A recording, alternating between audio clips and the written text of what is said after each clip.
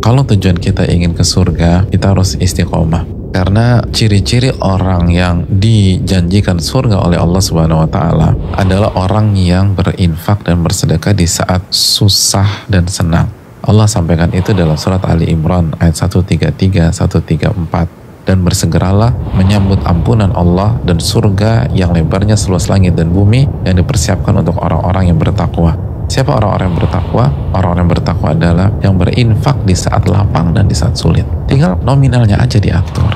Misalnya ada orang kalau lagi lapang infaknya 50 juta sekali infak. Ya udah ketika sulit sesuai kemampuan aja diturunin nggak apa-apa. Tapi kalau ternyata dari 50 juta saya sekarang hanya bisa 500 ribu, ya udah 500 ribu nggak apa-apa, nggak masalah. Karena Allah lihat keikhlasannya, ketulusannya.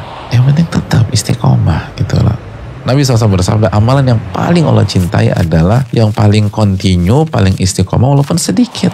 Dan apa sih kendala seseorang ketika tidak berinfak di saat sedang sulit? Jawabannya karena takut uangnya habis. Terus kalau habis saya mau ngapain? Gimana saya hidup? Nabi SAW bersabda dalam hadis Muslim, sedekah itu tidak akan mengurangi harta. Dan sebagian makna keterangan para ulama di dunia maupun di akhirat. Jadi alasan terbesar seseorang tidak berani berinfak di saat sulit, walaupun 1000 deh, 500, malaikat tuh berdoa di waktu pagi. Ya Allah berikan orang yang berinfak ganti ya Allah. Ini doa malaikat. Dan doanya nggak cuma satu penggal, ada penggalan berikutnya. Ya Allah berikanlah kebangkrutan bagi orang yang gak berinfak. Masa kita gak pengen dapat doa malaikat di penggalan pertama, dan masa kita gak ingin menghindar dari doa malaikat yang kedua? Jadi gak ada alasan. Pertama ini bukti keimanan kita, lalu ini akan mengundang cinta Allah, ini akan memberikan kita jalan menuju surga, dan alasan kita tidak berinfak ilusi. Karena Nabi mengatakan tidak akan mengurangi harta. Wallahu ta'ala bisawab.